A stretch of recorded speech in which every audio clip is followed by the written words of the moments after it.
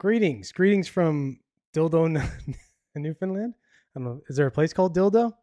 Sorry, I'm a smidge late. Of course, the minute I went to try and start streaming, it froze up. So I had to close everything up and redo it. You know, it's like temperamental. Temperamental, yeah. What's up, Joe? Good to see you, buddy. Greetings from the other side of Dildo. Yeah, I'm not on. Yeah, forget it. I was gonna go somewhere weird. Yeah, welcome. It's November 25th. It's we're almost at the end of November. We're a month away from Christmas. Number of things going on. We got a show all about basically Elon Musk. Gonna have like basically three parts of the podcast today. We're gonna talk in some way about Elon Musk. So he's in the news a lot. You looked up funny Canadian towns and cities. Dildos was at the top of the list. That's funny. Yeah, I'm not surprised. Yeah, we're kind of dumb up here in Canada, especially no offense to my eastern friends of the country. Whatever. I don't want to make fun of anybody over there. I'm actually from out east, so it's kind of funny. So I'm allowed to make fun of us. It's like black people are allowed to say the N-word. I'm allowed to make fun of people from the East Coast because I'm technically from the East Coast. You should title the podcast Elon Hour for today. That would be funny, actually. I should have. All things Elon. Yeah. So, today we're going to talk about the Rogan Dragon Believer thing. So we'll call it the Rogan Behar beef.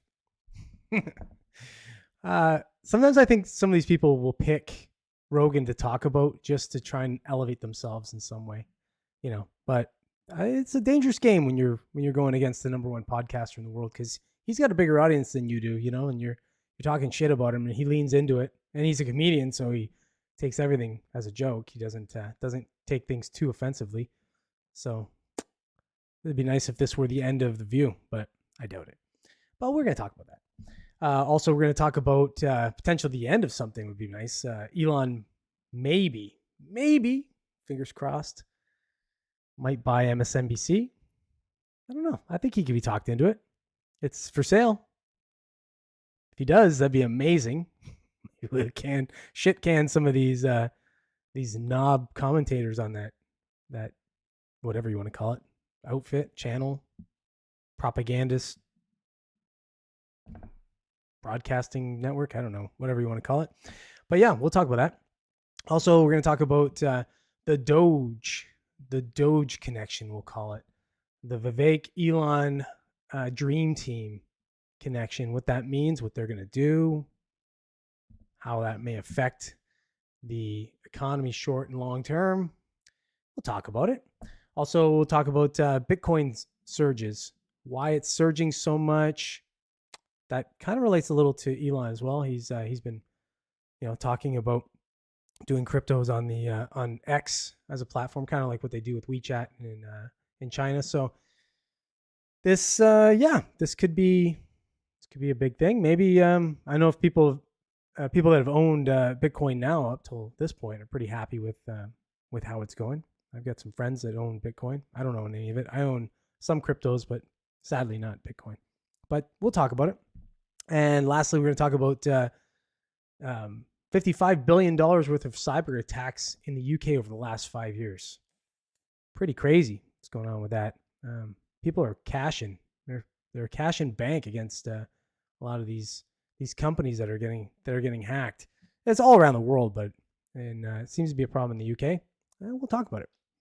But before we do any of that, if you are watching the podcast and you like the podcast and you're not yet a subscriber, do hit the subscribe. It doesn't cost you anything yet. Support the channel. That's the best way to support the channel, is by hitting the subscribe button, being a subscriber, like, share, comment, all that kind of stuff. Engage with the small channel. It helps it grow and gets your favorite channel out to everybody else.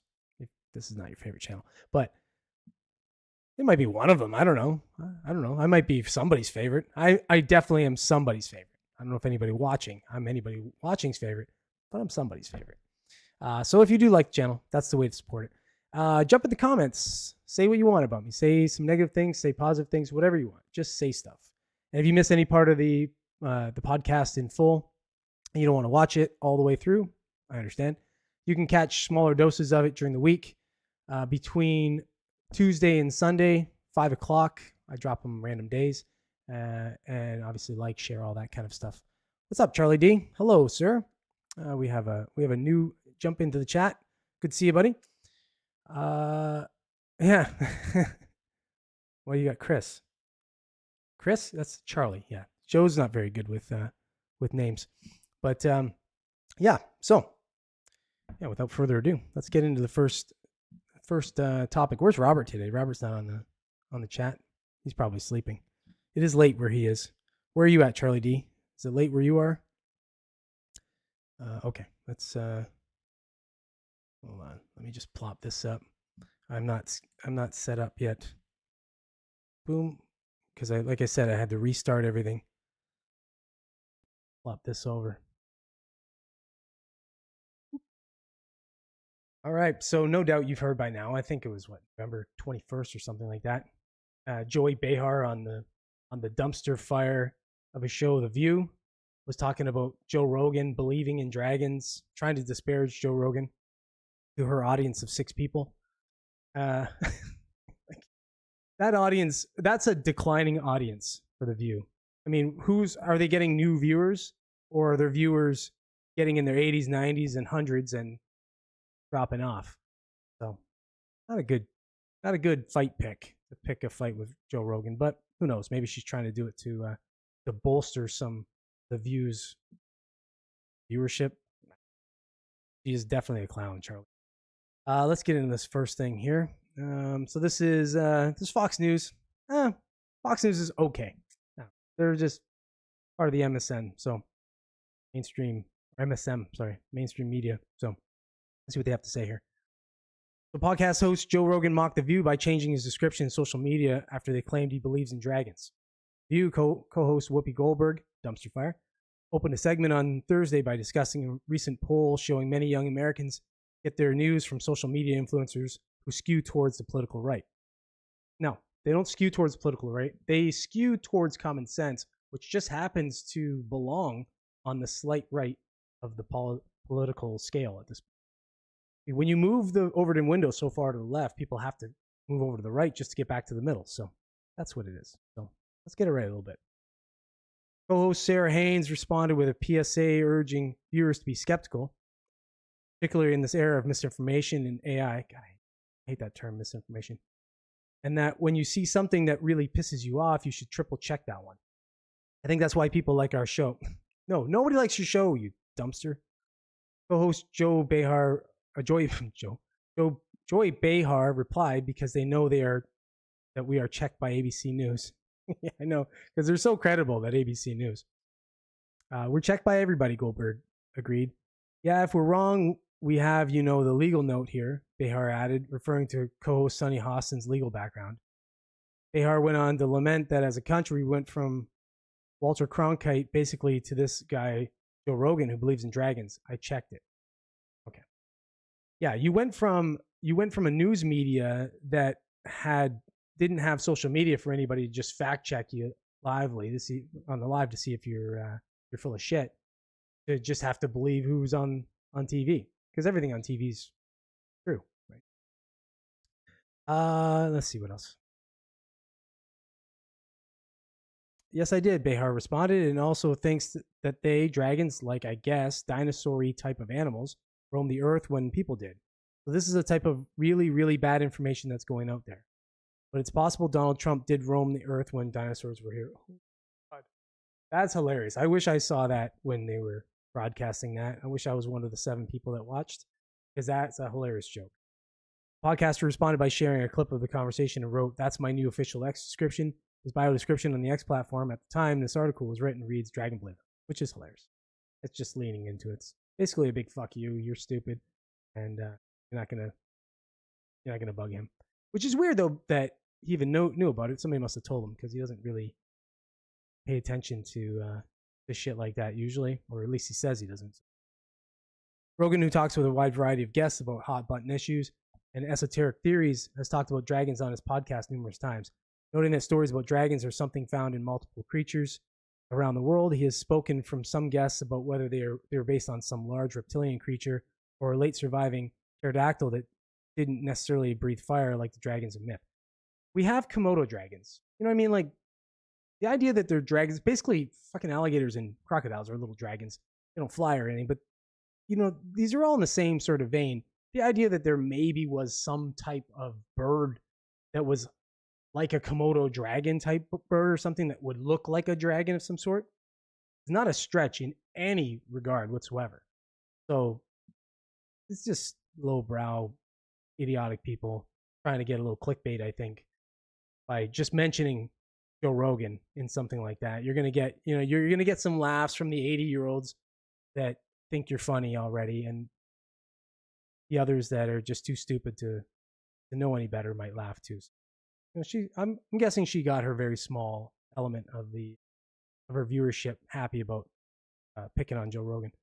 That's about all I can take of reading this bullshit. But I thought it was just quite funny that he leaned right into it.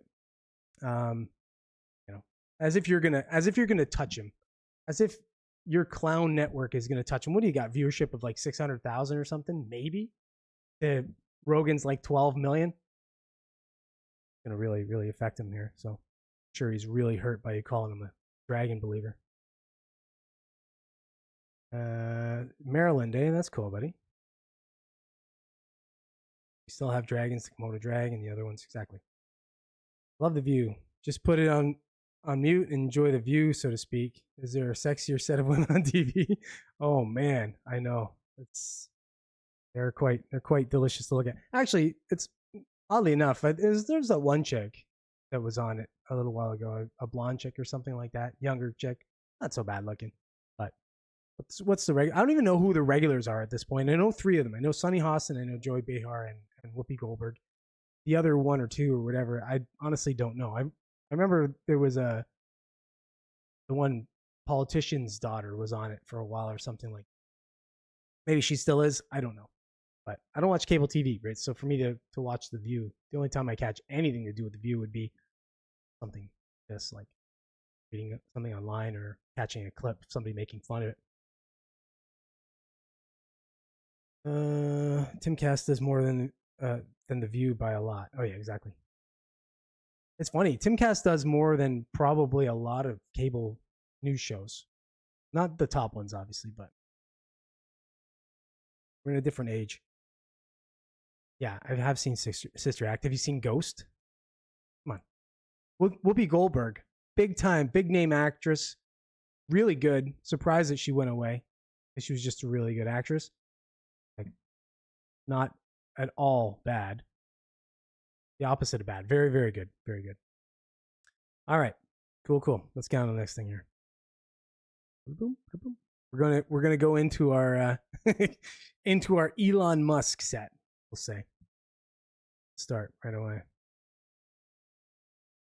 Okay, so this is probably pie in the sky, but you've heard this no doubt that Elon may buy MSNBC. Oh, that would be so awesome. He could buy it probably with some of the change he has in one of his wallets, I'm thinking, if they value it correctly. But I don't know. We'll see. Let me read this article anyway. This is CNN Business, so it's the Clown News Network, so you're going to get what you get. Elon Musk floats buying MSNBC, but he's not the only billionaire who may be interested. He's actually had a pretty good picture of him. That's kind of cool. Maybe they're turning a leaf here, a new leaf. They're like, maybe they're afraid of the DOGE. So they should be. Elon Musk has called MSNBC the utter scum of earth. He has said the channel peddles puerile propaganda. Just a few days ago, he said MSNBC is going down. Now he is posting memes about buying the channel. Conventional wisdom holds that Musk, the world's richest man and key Donald Trump ally, and his friends are just joking, but Musk's posts are adding to the anxiety that MSNBC staffers are feeling about the re-election of Donald Trump, the recently announced spin-off of Comcast cable channels. I spent Sunday on the phone with sources to gauge what might be going on. I learned that more than one benevolent billionaire with liberal bona fides has already reached out to the acquaintances of MSNBC to express interest in buying the cable channel. The inbound interest was reassuring, one of the sources said, since it showed that oppositional figures like Musk, who famously bought Twitter to blow it up, would not be the only potential suitors. He didn't buy Twitter to blow it up. So fuck you, CNN. You're just garbage. It's just the last throes of this garbage outfit. You think they would switch a little bit, but still going to write garbage like that. He didn't try to blow it up. He bought it as a strategic hedge against bullshit propaganda. That's what he did.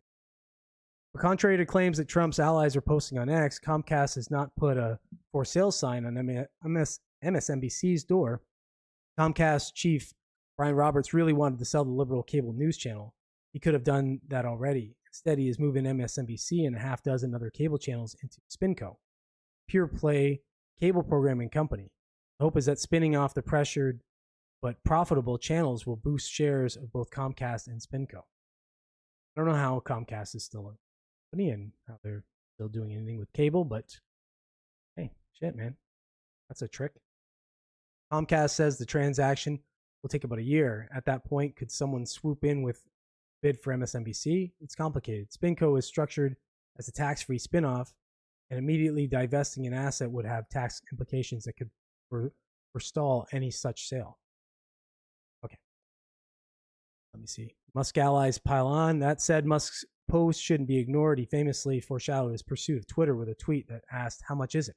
On Friday, he similarly asked of MSNBC, "How much does it cost?" That's awesome. He's such a troll. I love it. He was responding to Donald Trump Jr., who posted a meme that falsely said MSNBC is for sale and wrote, "Hey, at Elon Musk, I have the funniest idea ever." So Joe Rogan jumped in and said, "If you buy MSNBC, I would like Rachel Maddow's job." He misspelled her name. I think probably on purpose. "I'll wear the same outfit and glasses, and I will tell the same lies." Trio's fans ate it up, and Musk kept posting about the idea all weekend long, at one point promoting a homophobic meme that equated Maddow with Mark Cuban. Okay, I can't read any more of this shit from these guys, but that's hilarious. I love that he did that. I didn't even put those two together, but that's pretty close. I think you throw those weird little glasses on Mark Cuban, and pretty much looks the same. Ever since he lost the weight, he seems looks a little weird himself. And they're all drinking from the same weird trough. So what do you think about this? Do you think it's going to happen? Do you think Musk seems to do this when he wants to do something? He gets an idea and then he kind of rolls with the idea, like it or not, or, like the price or not, like with Twitter. He overpaid the shit out of Twitter, but he got it. Maybe he'll do the same thing with MSNBC and then, start the fall of, they've been falling, but start the final collapse, if you will, of the MSM and their propagandist arm. What do you say?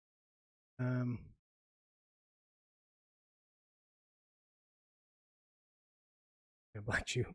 That's Unicorn. I would rather see him buy InfoWars. Yeah, well, the InfoWars thing's funny. Like that whole thing's stupid. So if they sell it, it doesn't really matter. Alex Jones goes anywhere, and he has an audience of himself. So I don't understand. I just don't understand that. It'd be like you selling Joe Rogan's podcast, but Joe Rogan's not doing the podcast anymore. It's Joe Rogan is the thing. It's not the podcast. It's just a whole weird thing to me. I don't think InfoWars is worth anything without Alex Jones. Comcast has to make over half their money on internet service. Yeah. Well, they all have to do that at this point. They don't. They just, I don't know. I don't know. They must just lose a lot of money, these companies, and they survive. They have benefactors that are just essentially funding them and funding the loss. Maybe they're just writing it off as losses against, other businesses or something. I know that's an actual strategy. So maybe that's what they're doing. Maybe it's more important to just keep that propagandist arm than make any money at it. So maybe they just never sell unless something happens where he does like a hostile takeover. They're the only internet in my area that has any speed. We have AT&T. Cast owns the Portland Trail. Oh, I didn't even know that. Okay, well, hey, shit. Well, Comcast has a little bit more money than I expected. But it's the Portland Trailblazer. Does that team make any money? Portland's kind of a dumpster fire, isn't it? But no offense to anybody if they're watching from Portland. I'm not saying you're a dumpster fire, just the place that you live. Don't worry about it. I live in a whole dumpster fire of a country, so hopefully it gets better. All right, let's get on to the next thing here. Guess what? Guess who it's about? I'll give you a guess. One guess. Elon. Okay. So I don't know if you've heard about this. Hopefully you've heard about this. If you're watching this, you probably have the DOGE, whatever you want to call it. Whatever. It stands for the Department of Government Efficiency. So oddly enough, it's aptly named DOGE, and it's going to be run by Elon and Vivek Ramaswamy. This thing could be good. Now, it's I don't know how much they're going to get away with of what they want, but we'll see. I'm going to read this article. This is Al Jazeera. I don't read a lot from Al Jazeera, but I like to get this kind of, I like to get like all over the place opinions on things. Unfortunately, they're all kind of, they're all kind of, I guess they're all drinking from the same trough, so they're sharing ideas with each other. So you kind of get the same formulation and all the different things, but let's see what they have to say. What do Elon Musk and Vivek Ramaswamy plan to do with DOGE? For months, Elon Musk, the world's richest person, has been pushing for a department to slash United States government spending. On November 12th, President-elect Donald Trump made his wish come true and announced that Musk and Vivek Ramaswamy, an entrepreneur and failed Republican presidential candidate. Why do you got to mention that? That's not nice. An entrepreneur, failed Republican presidential candidate, and guy who smells a little funny would lead the government of government efficiency. I made up the last. DOGE appears to be an outside advisory department that will work in conjunction with the Office of Management and Budget, OMB, and a White House office in charge of helping the sitting president craft budget proposals to bring to Congress. Musk gave the department official government credentials on X, the social media platform he owns. From everything we've heard now, what Elon and Vivek are proposing would be something similar to what the Office of Management and Budget and GAO, which is the Government Accountability Office, does. OMB serves the president specifically to help manage federal agencies across the executive branch. Anything that goes to the president has to go through OMB first, which is good. When you say the executive branch, it means that the president has say on that. So there's the three branches. The executive branch is his branch, so he can make decisions without having to go through Congress or Senate. Sometimes they'll fight him different ways, but he essentially has executive power over that. Anything that comes from the president to other agencies has to go through OMB first. A former senior Trump administration official who declined to be named told Al Jazeera. Regardless, it would not be an official cabinet position, which would require the formation of a new government agency, which would require congressional approval. The most recent agency to be created was the Department of Homeland Security, which opened its doors in 2003 in the aftermath of September 11th. So we know how good that agency is 21 years later. Can't get rid of it now. It's in there. Musk has promised to cut $2 trillion or more than a third of the U.S. government's annual budget. He said he wants to cut the number of agencies from 428 to 99. Wow.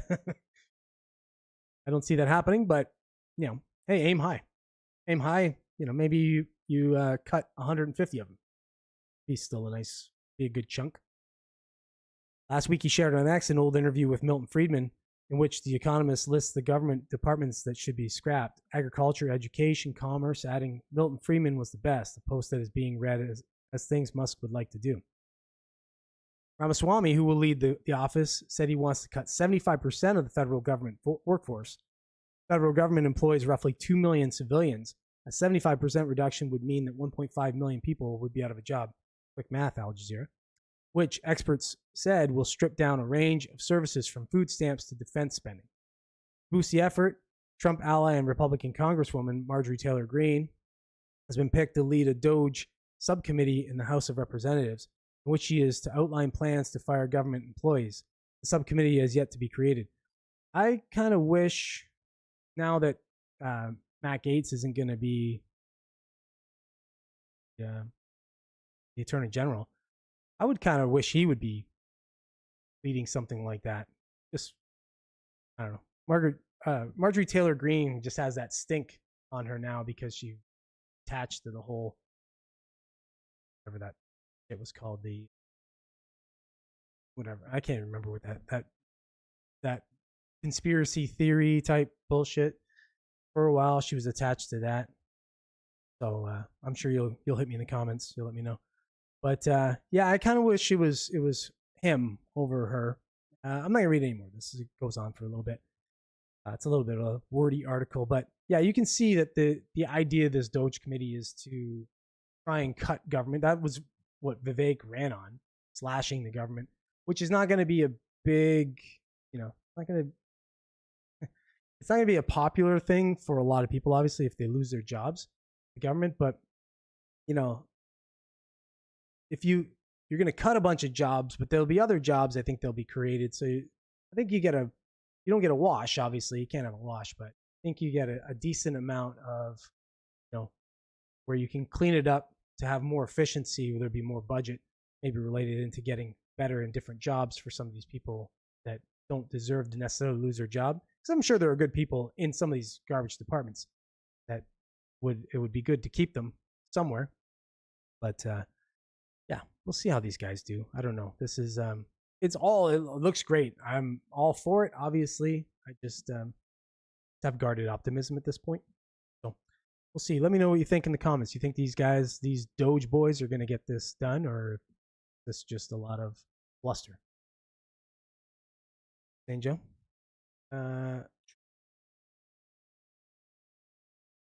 Have they made the meme into real life? I know, it's hilarious, eh? Just the fact that they really get DOGE into it, that's perfect. I wonder if this will have an effect on our taxes. Well, it won't have an effect on my taxes because I'm a Canadian. I'm hoping. You know what? I would love as a Canadian at this point. Canada has become such a dumpster fire that I think it's time that you guys just envelop us. I think it's time. We've proven that we can't run it ourselves now. We were doing okay for a while, but we've had Trudeau in for a decade basically at this point. He's blown this country up. I think you guys should just take us on now that you've got got an efficient government potentially. I think it's time. I think we want to be a part of it. We'll be a territory for you. I don't know, whatever. We'll be like Alaska is to you. We'll just be up here. We'll just put us under the umbrella. Maybe we'll be like Puerto Rico or something. But I'm into it. Okay. Let me get into the next thing here. Be a guess, Joe. Who's going to be mentioned in this?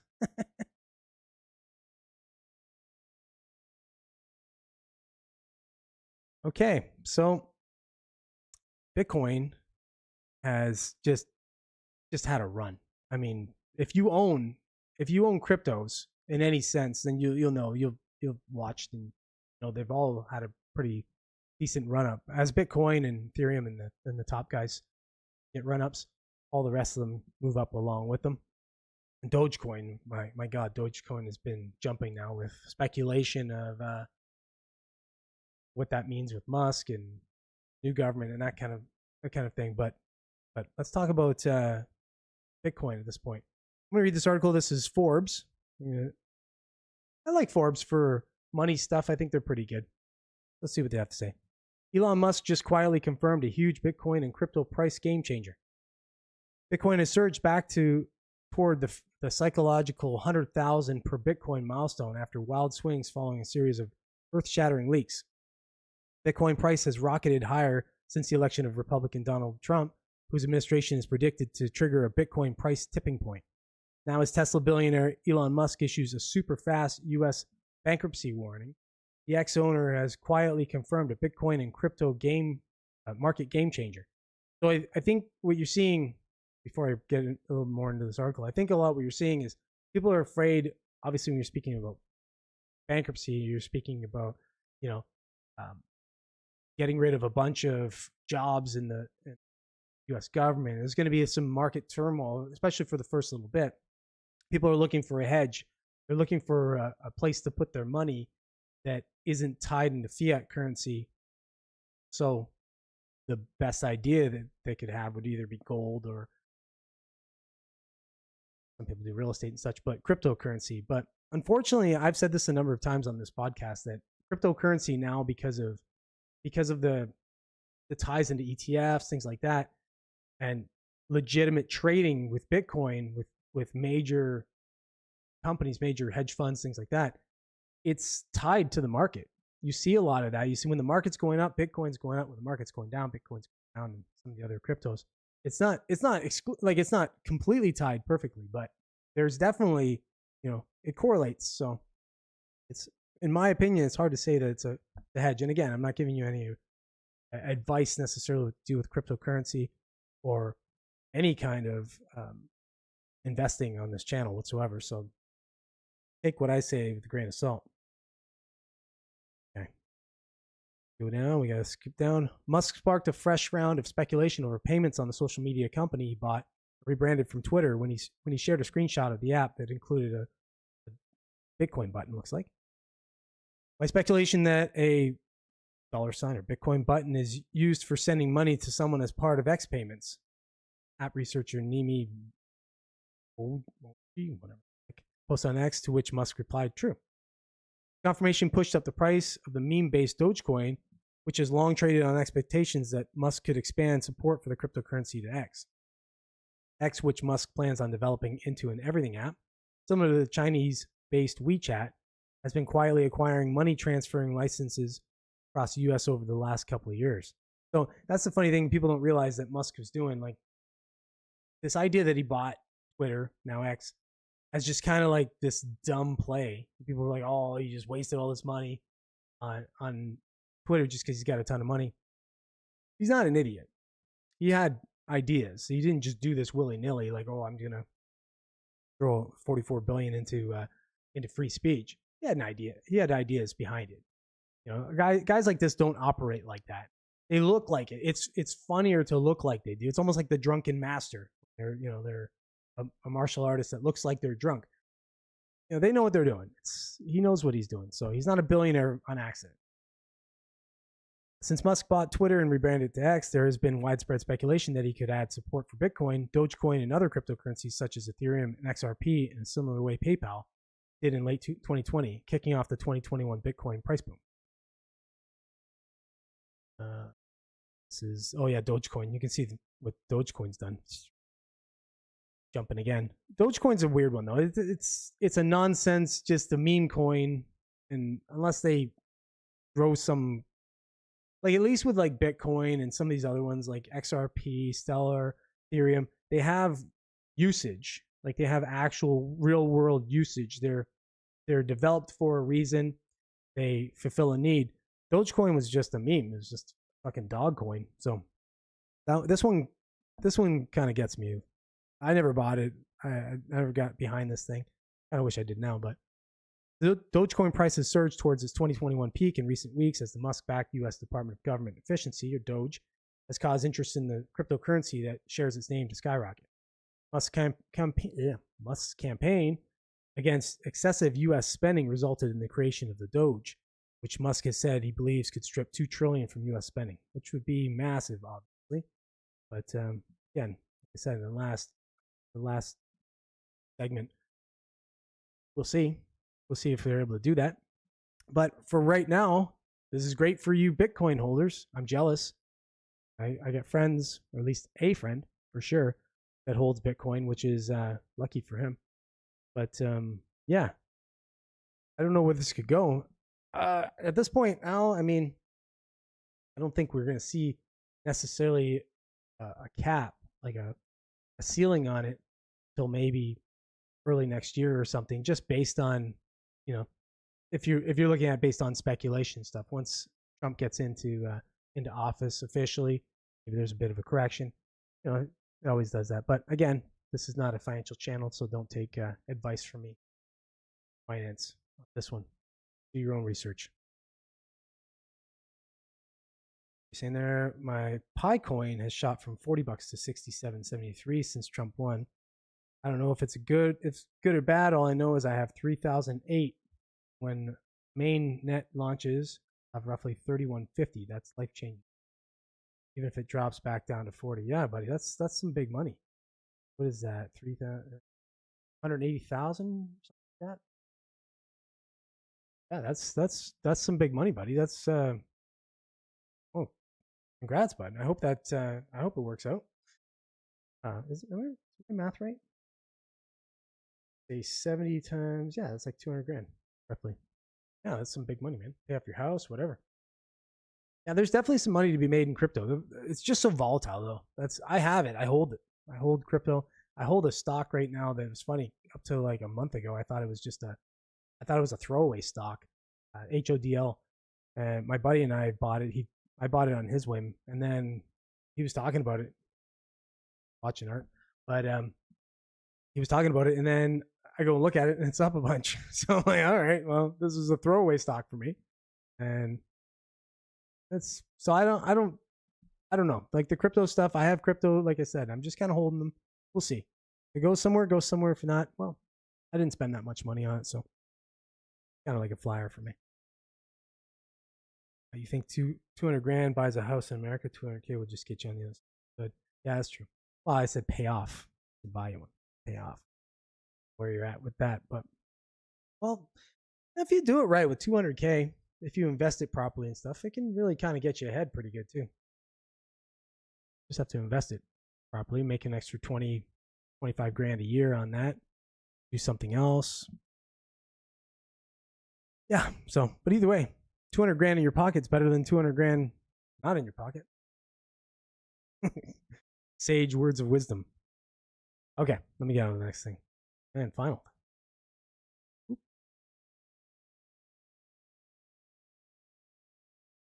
Okay, so the UK has just been cyber attacked the shit out of in the last 5 years to the tune of 55 billion.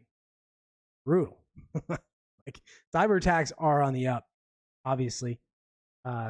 Each year we go further and further into cyberspace, if you will. More and more people are going to realize that it's kind of like the Wild West, and they get their money out of people all over the place. There's so many scams out there. You really just have to be careful anything you do. So it's no different for. It's good to see it's no different for businesses than individuals. This article here is from Reuters. I have my shit about Reuters, but I like their tech articles. They're usually pretty good. Cyber attacks cost Britain businesses $55 billion in the past 5 years.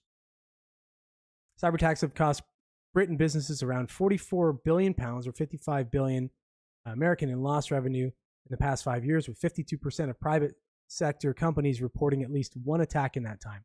Insurance broker Howden said on Monday. Cyber attacks cost businesses 1.9% of their revenue on average, Howden said, with companies generating an annual revenue of over £100 million most likely to suffer an attack. Obviously, if you're big and there's a lot of holes, big ships, little holes. So get a couple million out of a company pretty quick. These hackers, and that's what they're doing. They're just exposing all these little holes in their cybersecurity.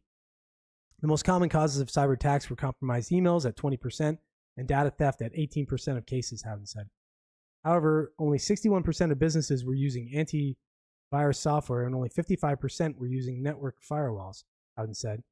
Cost and lack of internal IT resources were among factors behind businesses' low level of cybersecurity, which is kind of funny because if you think, if they were able to save, let's say a business, loses, let's just say for easy number, $10 million a year in cyber attacks. Spend $10 million, or you don't even spend $10 million. You spend $3 million on an IT department, on a cybersecurity department, and let's say they cut that down by 60%. So they save you $6 million. You're net ahead $3 million. It's this kind of leakage that they're not looking. It's just poor efficiency, right? It's the same. You see the same thing in government, only worse.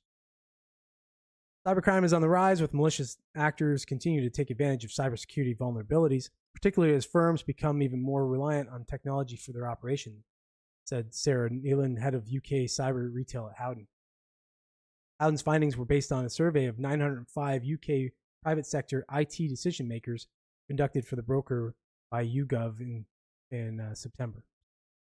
So they did a poll. We know polls work. Short article, Reuters, but yeah, I think it's one of these things that they're going to have to take cybersecurity a lot more serious now as it ramps up. There was a guy on Sean Ryan's podcast that was talking about cybersecurity and such. He's one of the top guys in the world.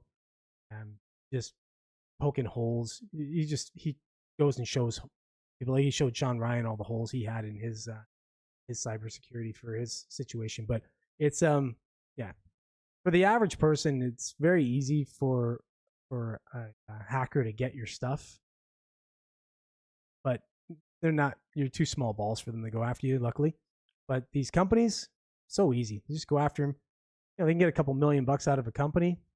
It's kind of like swatting a fly, these giant companies. So they'll just swat the flies instead of putting the bug repellent on.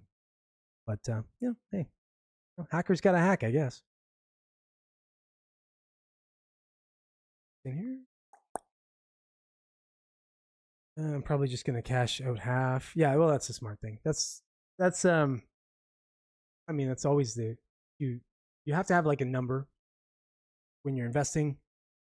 Take a, let's say whatever. Let's say you bought shares at $10 a share or something. It goes up to $15 a share, and you say, okay, well, I'm going to sell half my placement, and then some people will do it where they sell half the placement to cover the full buy-in, and then they play with the house's money, that kind of stuff. So, but yeah, it's always a good idea.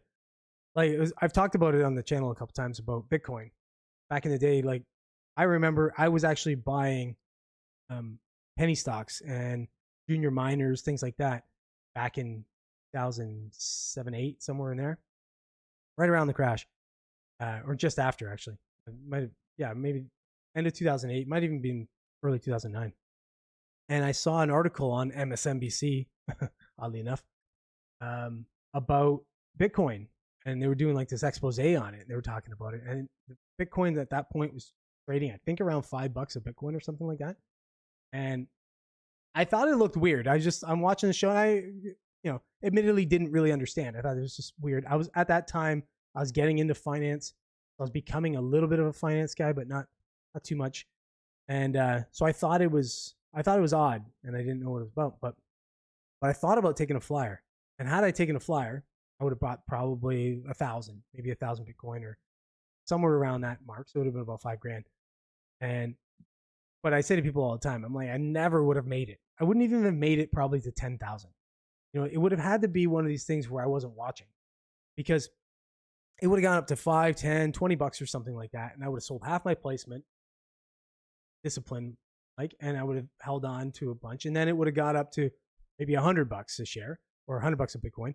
I would have sold another bunch, probably another half or more. By the time I got up to like in the thousands, I'd probably have, whatever, maybe, well under 50. I'd probably have maybe like 30 or 40 or, 20, 30, 40, somewhere in there. And then I would sell another bunch. You would think it's going to be the end of it. You would never think it's going to go up to where it's at now, right? So if I did ride it out, I'd ride it out with like 10 or 20 or something like that. And I'd just be like, all right, let's just ride this thing to the end. But so I wouldn't be making millions or hundreds of millions of dollars like some of these guys have made. Or that one guy that you've heard about with the laptop that lost his hard drive or whatever. He lost it in a landfill or something like that, and he's been looking for it for years. In there? Yeah. So I can buy a small 700 square foot condo that I'm retiring for $100K. Yes, that's over $140 a square. I live about a mile from Pontiac now. Yeah, so I know Detroit decently. Yeah, so I know where you're at. I feel the term cybersecurity is oxymoronic. A chef I used to work with sold his Bitcoin at 40 and took his wife to see her family in Russia. Yeah, well, my buddy owns Bitcoin. He owns a few at least. But yeah, I don't know of anybody that, like personally, that owns a shit ton of them. But again, like I said, I almost did. I almost bought 1,000 of them. I was close. I was close to taking a flyer on it. Obviously, hindsight, wish I did. I'm old enough to have, I could have got into Amazon, I could have got into Apple, I could have got all of them, but didn't. So now it's like, now you're just kind of looking to think, what's the next one going to be? I should have seen the Nvidia coming. Wasn't looking, I guess. Yeah. So, well, we lost. Too bad we lost. We lost Charlie D. He came in and out. That's nice to see him. Nice to see somebody else in the chat. Robert didn't join us today. That sucks, but I don't expect him to join us. It's too late where he is. But anybody else watching, get into the comments. I've seen the viewers going up and down, which is nice to see that. I don't know if you noticed, I changed the thumbnail on the channel, so I'm going to do that now. I'm going to have the thumbnails for the podcast a little different. Try and draw some attention in there. We'll see how it goes. But we're at 45 minutes. I just blasted through that today. It's good. I kind of want to go play Diablo 4. Yeah, you know what? I don't think the channel's not big enough to just put a generic thing like something like Timcast does. It's not going to work like that. People aren't going to click on it. So it's something that's a little clickbaity. I'm going to try and work on it. I think some of my thumbnails are pretty clickbaity, so hopefully they're not clickbaity in the bad way that people are like, oh shit, I clicked on this and this is garbage. Hopefully they're clickbaity and they go, oh, this is not so bad. Well, hey, thanks. I'm kind of early. I'm going to give you a lot of time before Timcast. What cells that you can put on a thumbnail? Sex, asses, and titties. Just putting titties all over my thumbnails. Women bending over, just lots of women bending over. No, I don't like the clickbait shit. I don't want somebody to click on my thing and go, oh, I hate this. If they click on it and they go, okay, that's all right. I don't like, so this idea, the people that do this with the real heavy clickbait shit, you're just setting people up for disappointment.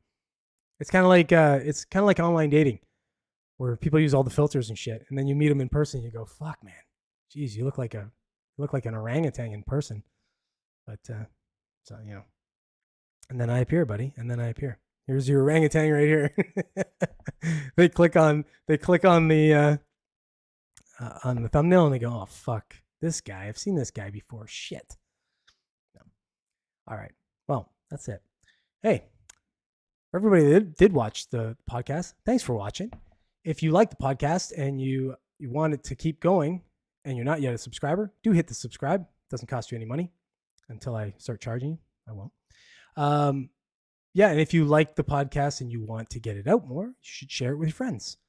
And if you missed any part of the podcast and you don't want to go back and watch it, I understand. I wouldn't either. You can catch the segments. I'm losing my mind here. You can catch the segments in smaller doses during the week between Tuesday and Sunday, 5 o'clock Eastern. And obviously, like, share, comment, all that kind of stuff. The engagement, that's the key. Engagement helps a small channel grow. So do what you can. If you like the channel, help it grow. Kind of grows slow right now. We got under 400 subs, so I'm not even at monetization at this point. Not even at the first part of monetization, which is 500 subs and 3,000 watch hours. So I'm not even at that point yet. So I'm not monetizing anytime soon. So I'm doing this all pro bono at this point. I'm doing it pre-profit. It's for you. It's for all of you. It has nothing to do with me. It has nothing to do with Joe. It's just you and me, Joe. But yeah, so if you do like it, that's the way. That's the best way to support the channel. Yeah. And catch the live broadcast, obviously, every Monday, 7 o'clock. Jump in the chat. It's nice to see you there. Joe will talk to you. Even when I'm not talking to you, Joe will talk to you. Joe is very friendly.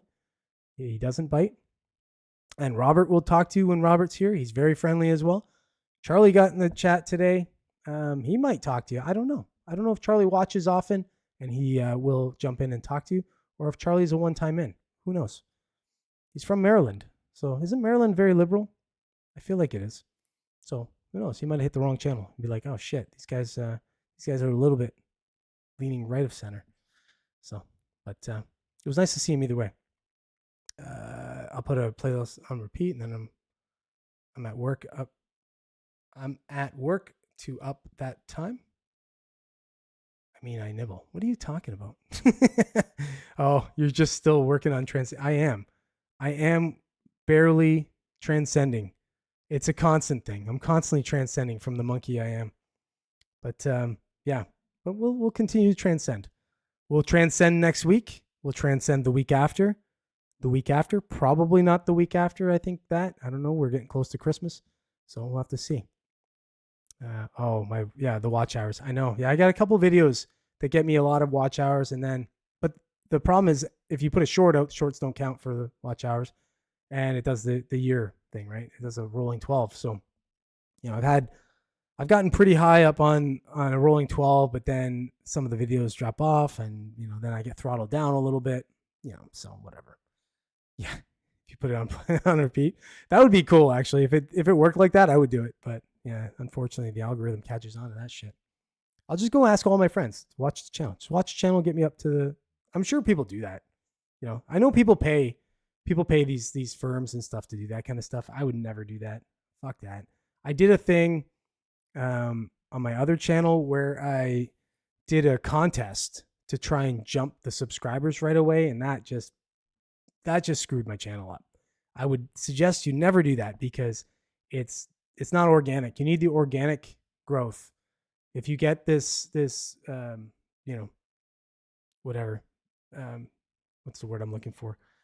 Engineered growth, where you've done something to get it, you just screw up the channel. That's what happened to me. I got a lot of people from India and stuff, and they're not watching. It's like, they were just jumping on, subbing for the contest and stuff. So, but DoorDash should come with a shirt that had his channel on.